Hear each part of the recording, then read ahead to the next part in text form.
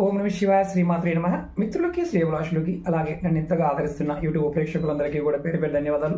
మిత్రులారా, మీ అందరికీ పరాదేవత ఎలవెలలా మీతో ఉండి మీ మనోవాంఛ నెరవేర్చాలని మనస్ఫూర్తిగా కోరుకుంటున్నాను. చాలామంది మిత్రులు, అక్క చెల్లెళ్ళు, గురువు గారు, మా భర్త మా మాట వినాలి, మా భార్య మా మాట వినాలి, వాళ్ళని ఎలా వశీకరణం చేసుకోవాలి చాలామంది అడుగుతూ ఉంటారు.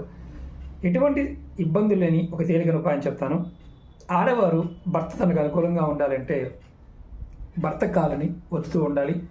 అలా ఒత్తడం వల్ల మీ భర్త మీ మాట వింటాడు. అలాగే వారి జాతకంలో రాహుకేతు దోషాలన్నా తెలియపోతాయి.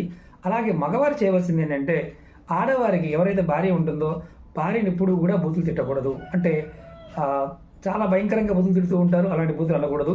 అలాగే భార్యకి ఎప్పుడైనా సరే పూలు తీసుకువెళ్తూ ఉండాలి. అంటే ఒకటే పూలు సపరేట్గా ఉండాలి, పిల్లలకి సపరేట్గా ఉండాలి, భార్యకి సపరేట్గా ఉండాలి.